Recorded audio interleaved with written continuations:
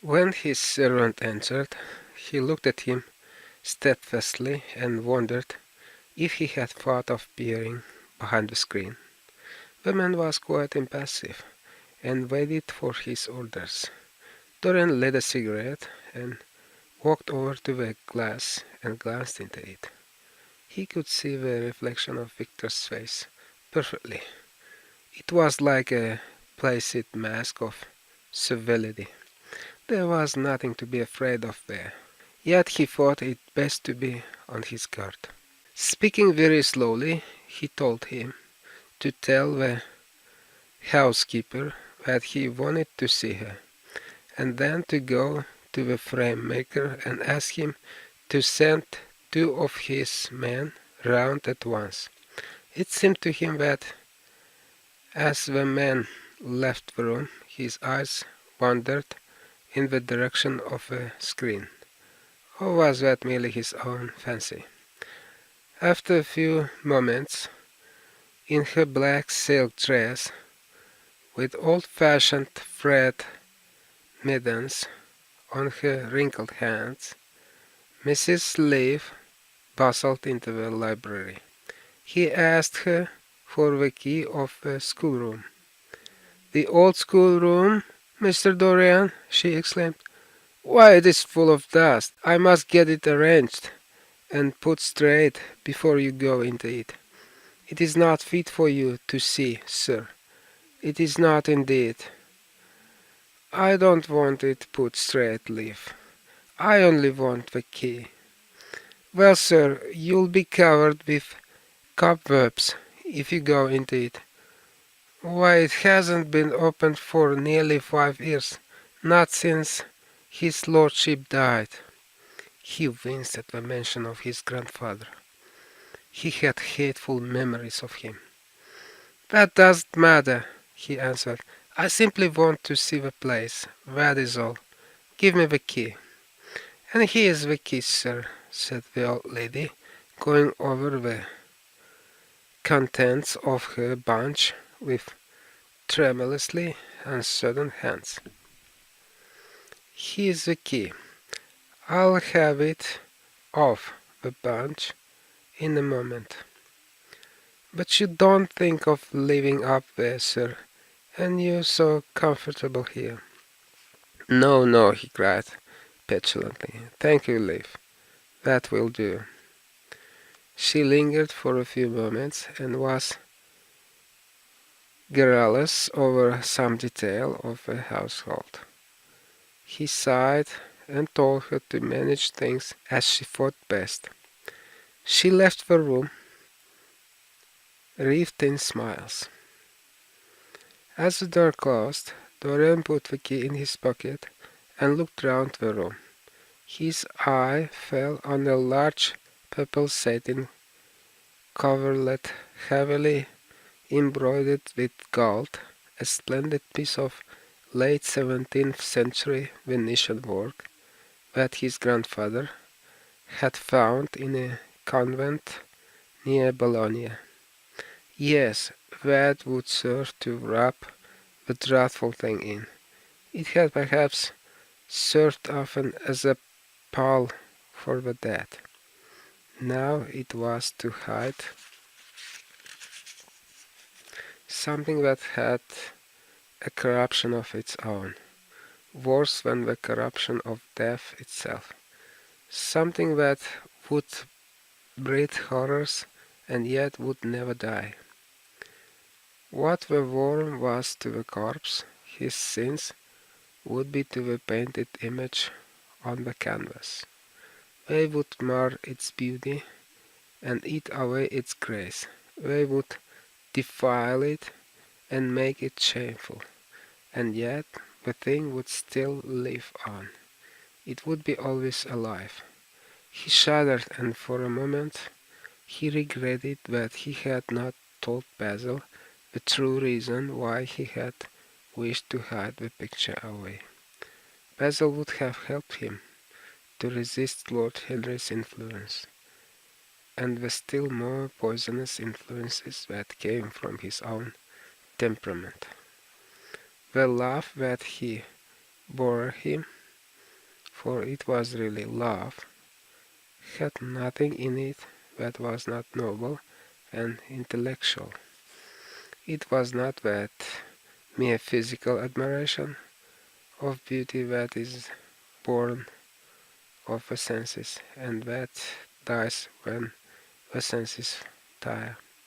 It was such love as Michelangelo had known, and Montaigne, and Winckelmann, and Shakespeare himself. Yes, Basil could have saved him, but it was too late now. The past could always be annihilated.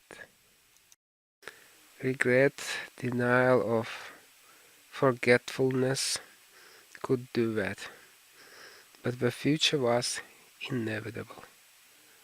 There were passions in him that would find their durable outlet, dreams that would make the shadow of their evil real. He took up from the couch the great purple and gold texture that covered it, and holding it in his hands, passed behind the screen. Was the face on the canvas wilder than before? It seemed to him that it was unchanged, and yet his loathing of it was intensified. Gold hair, blue eyes, and rose-red lips, they all were there. It was simply the expression that had altered, that was horrible in its cruelty, compared to what he saw in it of censure, of rebuke. How of censure or rebuke. How shallow Basil's reproaches about Sibyl Vane had been. How shallow, and of what little account. His own soul was looking out at him from the canvas and calling him to judgment. A look of pain came across him, and he flung the rich pall over the picture. As he did so, a knock came to the door. He passed out as his servant entered. "The persons are here, monsieur." He felt that the man must be got rid of at once. He must not be allowed to know where the picture was being taken to. There was something sly about him, and he had thoughtful, treacherous eyes. Sitting down at the writing table, he scribbled a note to Lord Henry asking him to send him round something to read, and reminding him that they were to meet at 8:15 that evening. "Wait for an answer," he said, handing it to him, "and show the man in here." In 2 or 3 minutes there was another knock, and Mr. Hubbard himself, the celebrated frame-maker of South Audley Street, came in with a somewhat rough-looking young assistant. Mr. Hubbard was a florid, red-whiskered little man, whose admiration for art was considerably tempered by the inveterate impecuniosity of most of the artists who dealt with him. As a rule, he never left his shop. He waited for people to come to him, but he always made an exception in favor of Dorian Gray. There was something about Dorian that charmed everybody. It was a pleasure even to see him. "What can I do for you, Mr. Gray?" he said, rubbing his fat, wrinkled hands. "I thought I would do myself the honor of coming round in person. I have just got a beauty of a frame, sir. Picked it up at a sale. Old Florentine. Came from Fonthill, I believe. admirably suited for a religious subject, Mr. Gray. I'm so sorry you have given yourself the trouble of coming round, Mr. Hubbard. I shall certainly drop in and look at the frame. Oh, I don't go in much at present for religious art, but today I only want a picture carried to the top of a house for me. It is rather heavy, so I thought I would ask you to lend me a couple of your men. No trouble at all, Mr. Gray. I am delighted to be of any service to you, which is a work of art, sir. This, replied Dorian, moving the screen back. Can you move it, covering and all just as it is? I don't want it to get scratched going upstairs. There will be no difficulty, sir, said the genial frame maker, beginning with the aid of his assistant to unhook the picture from the long brass chains by which it was suspended. And now, where shall we carry it to, Mr. Gray? I will show you the way, Mr. Hubbard, if you will kindly follow me. Or perhaps you had better go in front? I am afraid it is right at the top of the house. We will go up by the front staircase, as it is wider. He held the door open for them, and they passed out into the hall and began the ascent.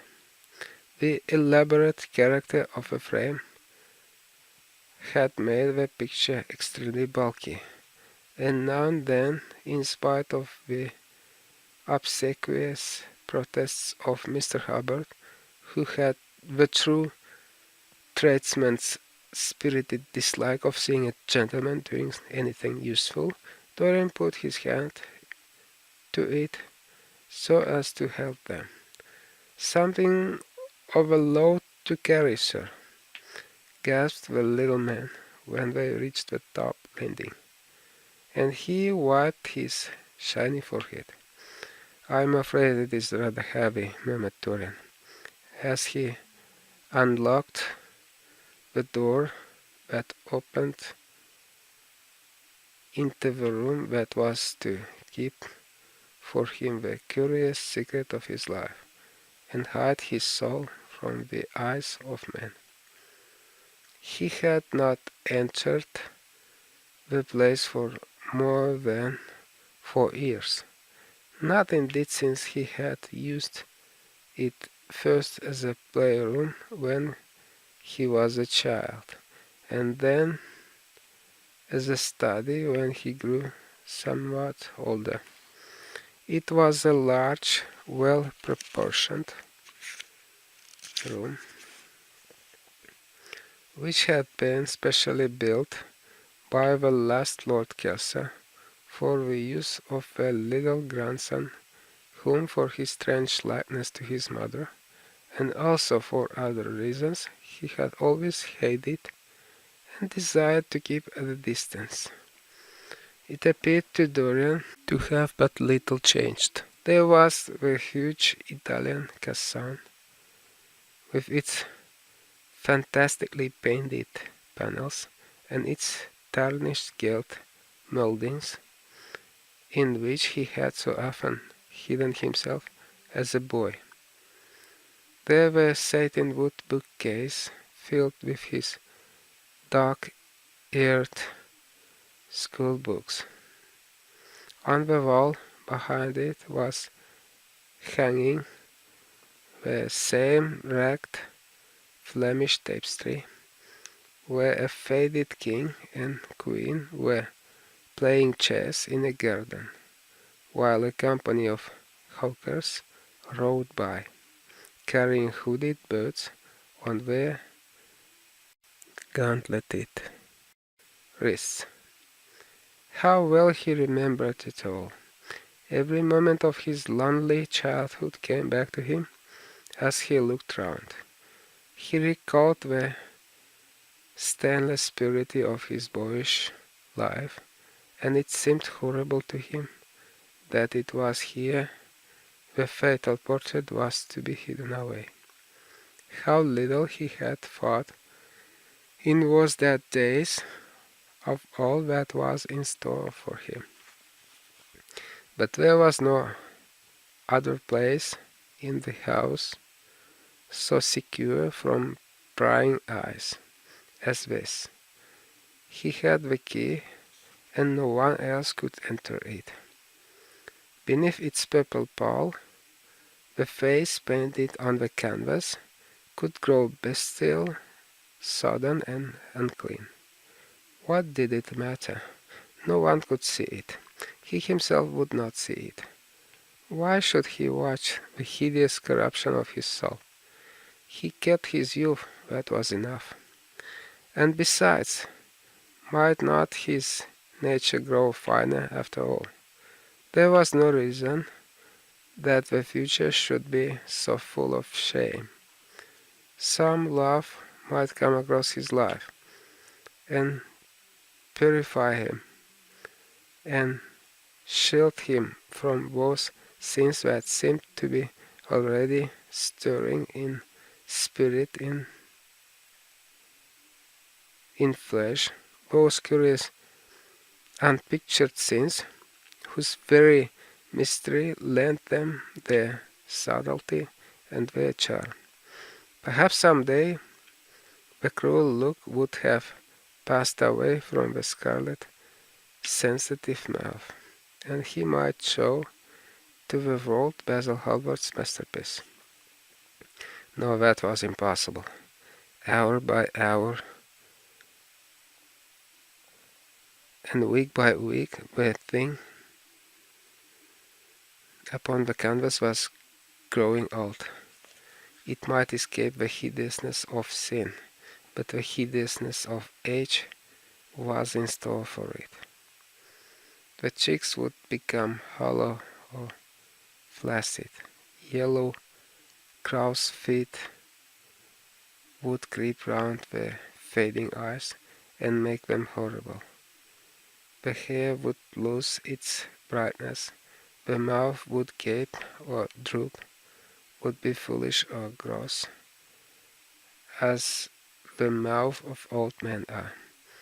There would be the wrinkled throat, the cold blue veined hands, the twisted body that he remembered in the grandfather who had been so stern to him in his boyhood.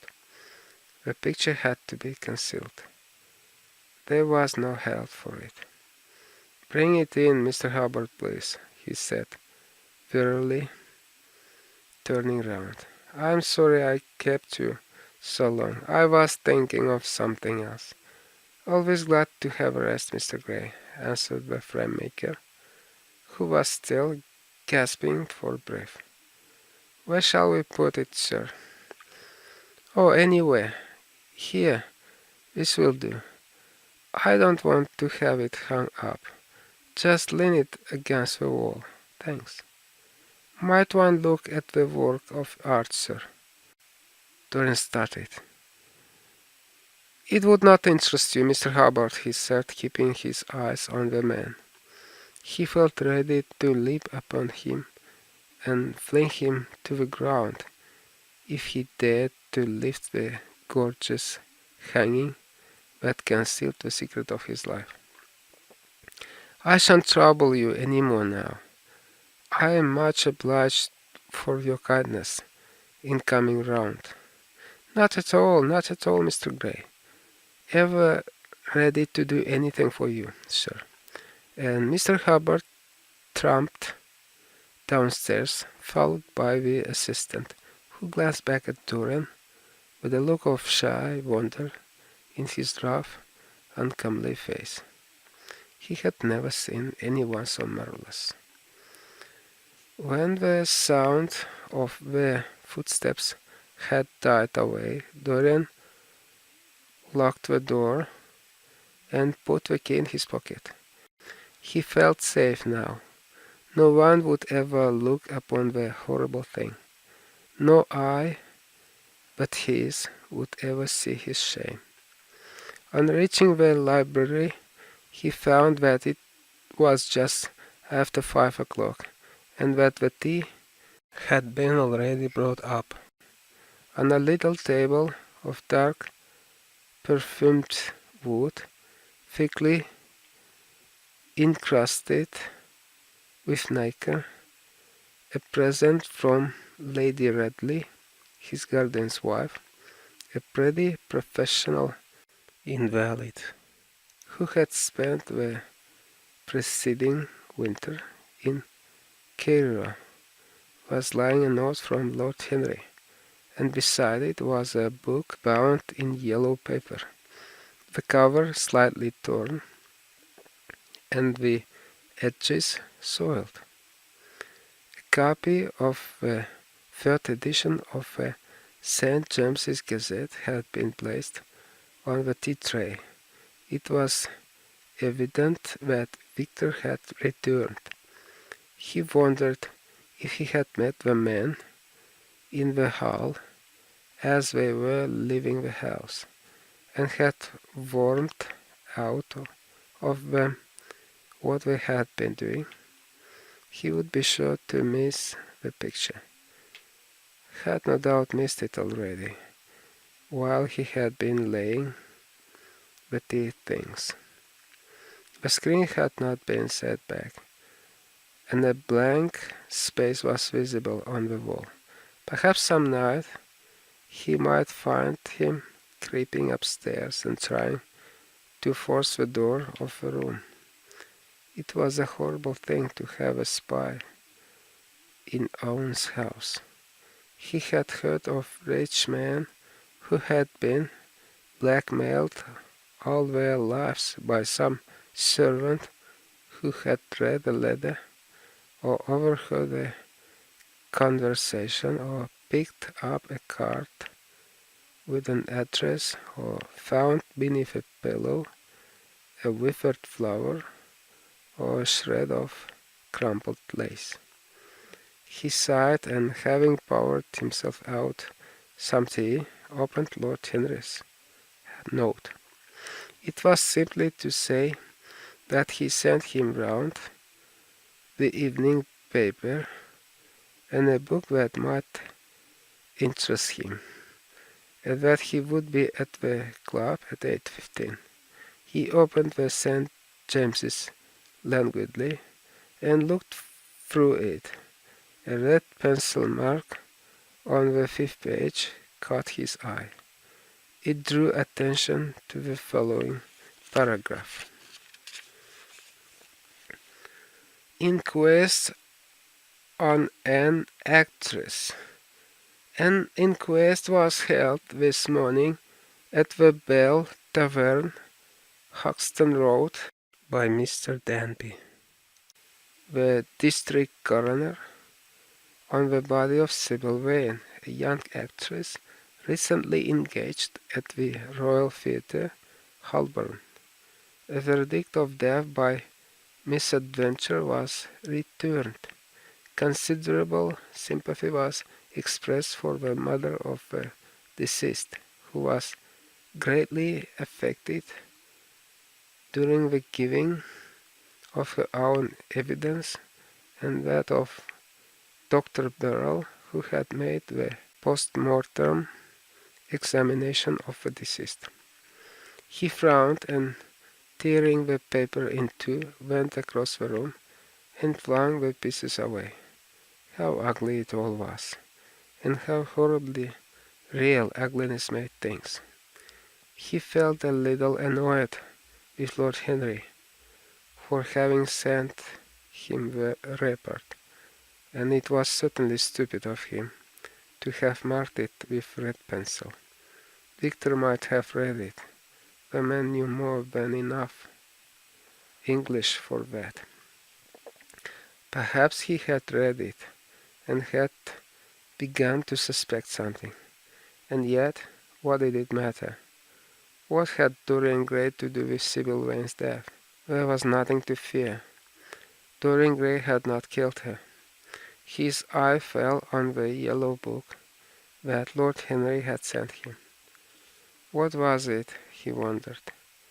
He went towards the little pearl-colored octagonal stand that had always looked to him like the work of some strange Egyptian beast that wrote in silver. Taking up the volume, flung himself into an armchair and began to turn over the leaves. After a few minutes he became absorbed. It was the strangest book that he had ever read. It seemed to him that in exquisite raiment and to the delicate sound of flutes, the scenes of the world were passing in dumb show before him. Things that he had dimly dreamed of were suddenly made real to him. Things of which he had never dreamed were gradually revealed. It was a novel without a plot, and with only one character being indeed simply a psychological study of a certain young Parisian who spent his life trying to realize in the 19th century all the passions and modes of thought that belonged to every century except his own, and to sum up, as it were, in himself the various moods through which the world spirit had ever passed. Loving for the mere artificiality was renunciations that men have unwisely called virtue, as much as was natural rebellions that wise men still call sin. The style in which it was written was that curious jeweled style, vivid and obscure at once, full of argot and of archaisms, of technical expressions, and of elaborate paraphrases that characterizes the work of some of the finest artists of the French school of symbolists. There were in it metaphors as monstrous as orchids, and as subtle in color. The life of the senses was described in the terms of mystical philosophy. One hardly knew at times whether one was reading the spiritual ecstasies of some medieval saint or the morbid confessions of a modern sinner. It was a poisonous book. The heavy odor of incense seemed to cling about its pages and to trouble the brain. The mere cadence of the sentences, the subtle monotony of their music, so full as it was of complex refrains and movements, elaborately repeated, produced in the mind of the lad, as he passed from chapter to chapter, a form of reverie, a melody of dreaming that made him unconscious of the falling day and creeping shadows. Cloudless and pierced by one solitary star, a copper-green sky gleamed through the windows. He read on by its one light till he could read no more. Then, after his valet had reminded him several times of the lateness of the hour, he got up and, going into the next room, placed the book on the little Florentine table that always stood at his bedside, and began to dress for dinner. It was almost 9 o'clock before he reached the club, where he found Lord Henry sitting alone in the morning room, looking very much bored. "I'm so sorry, Harry," he cried, "but really it is entirely your fault. That book you sent me so fascinated me that I forgot how the time was going. Yes, I thought you would like it, replied his host, rising from his chair. I didn't say I liked it, Harry. I said it fascinated me. There's a great difference. Ah, you have discovered that, murmured Lord Henry, and they passed into the dining room.